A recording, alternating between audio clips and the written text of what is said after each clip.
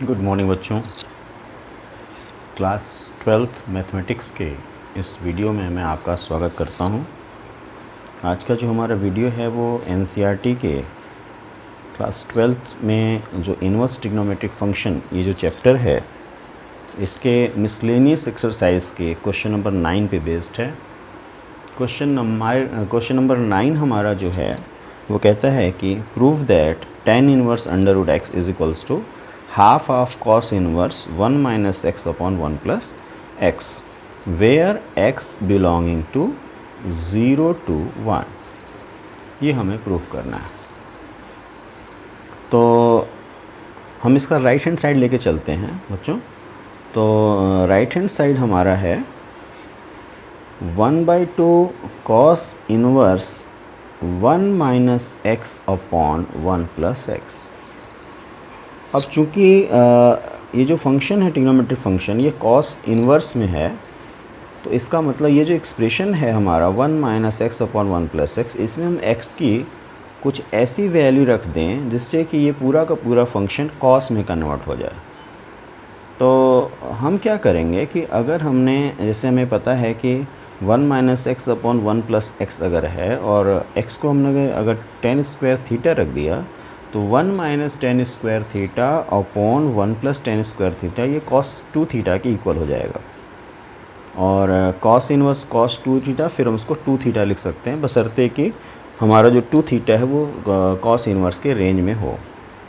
तो फ़िलहाल हमने x को ले लिया tan स्क्वायर थीटा, तो उस केस में ये वैल्यू हो जाएगी half cos inverse 1 minus tan square theta upon 1 plus tan square theta, और फिर ये हो जाएगा हाफ cos इनवर्स, ये cos 2 थीटा का फॉर्मूला है तो cos इनवर्स cos 2 थीटा।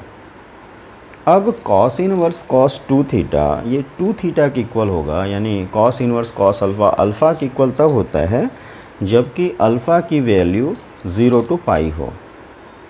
यानी जैसे कि हमें पता है कि cos inverse cos alpha type का अगर कोई फंक्शन है तो ये वैल्यू अल्फ़ा तब होती है जबकि अल्फ़ा बिलोंग करे 0 to पाई। तो अब हमें ये चेक करना होगा कि ये 2 थीटा 0 to पाई बिलोंग कर रहा है कि नहीं। अगर 0 to पाई बिलोंग कर रहा है तो उस केस में cos इनवर्स cos 2 थीटा को हम 2 थीटा लिख सकते हैं। तो आइए चेक करते हैं। तो चूँकि हमें ये पता है कि x की वैल्यू बिलोंग कर रही है 0 to 1, यानी x इज़ ग्रेटर देन और equal to 0 and less than और इक्वल टू 1। नाउ x की जो वैल्यू आपने ली हुई है वो tan स्क्वायर थीटा मानी हुई है, तो हम कह सकते हैं कि tan square theta is greater than equal to 0 less than और इक्वल टू 1। अब अगर tan स्क्वायर थीटा 0 और 1 के बीच में है, इसका मतलब थीटा की जो वैल्यू होगी वो 0 to पाई/4 होगी। क्योंकि x हमारा पॉजिटिव है, x पॉजिटिव है तो इसका मतलब tan थीटा को हमें पॉजिटिव लेना पड़ेगा, क्योंकि x अगर पॉजिटिव है तो उस केस में tan theta under root x होगा जो कि पॉजिटिव वैल्यू को अटेन करेगा। तो tan थीटा को हमें पॉजिटिव लेना पड़ेगा। तो अगर tan स्क्वायर थीटा x चूँकि tan स्क्वायर थीटा की इक्वल है वो 0 to 1 है, इसका मतलब tan थीटा भी 0 to 1 ही लाई करेगा, यानी थीटा जो है वो 0 to पाई/4, क्योंकि tan पाई/4 की वैल्यू 1 होती है। तो थीटा की वैल्यू हमारी मिलेगी 0 to पाई/4। अब हमें 2 थीटा की वैल्यू चेक करनी है वो किस रेंज में आ रही है, तो हम जस्ट मल्टीप्लाई कर देंगे यहाँ पे 2 से। तो 0 is less than equal to 2 theta is less than equal to पाई/2, यानी 2 थीटा जो है वो बिलोंग कर रहा है 0 to पाई/2 जो कि सबसेट है 0 to पाई का। यानी हम कह सकते हैं कि 2 थीटा जो है वो विद इन 0 to पाई लाई करेगा, क्योंकि 0 to पाई/2 बिलोंग कर रहा है और 0 to पाई/2 0 to पाई के बीच में आता है, तो हम कहेंगे 2 theta is belonging to 0 to pi. अब अगर 2 थीटा 0 to पाई है तो cos इनवर्स cos 2 थीटा को हम लोग लिख सकते हैं 2 थीटा, यानी हाफ इसको लिख देंगे 2 थीटा। 2 से 2 कैंसिल हो जाएगा, कुल मिला के जो वैल्यू मिलेगी वो मिलेगी थीटा। अब चूँकि x को हमने लिया हुआ है tan स्क्वायर थीटा, तो अंडर रूट एक्स जो होगा वो हो जाएगा हमारा tan थीटा, और इसमें हम माइनस साइन इंक्लूड नहीं करेंगे क्योंकि हमारा x जो है 0 to 1 है, पॉजिटिव वैल्यू को ले रहा है x। तो उस केस में हम जैसे tan स्क्वायर थीटा अगर x है तो tan थीटा होना चाहिए plus minus under root x. तो प्लस माइनस नहीं लेंगे, सिर्फ प्लस अंडर रूट एक्स लेंगे क्योंकि x की वैल्यू हमारी पॉजिटिव है, तो उस केस में tan थीटा भी पॉजिटिव होगा। तो tan थीटा हो गया अंडर रूट एक्स, यानी थीटा की जो वैल्यू होगी वो हो जाएगी tan inverse under root x.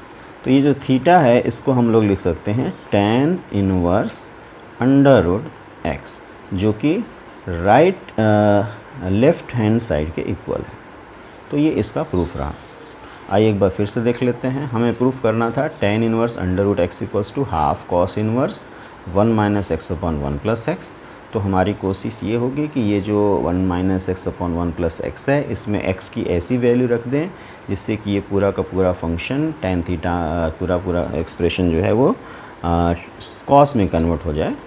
तो हमको इसके लिए x को रखना पड़ेगा tan स्क्वायर थीटा।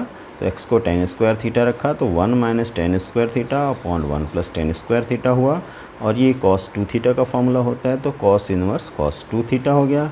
अब इस रिज़ल्ट को हम 2 थीटा तभी लिख पाएंगे जबकि ये 2 थीटा जो है वो विद इन 0 to पाई हो।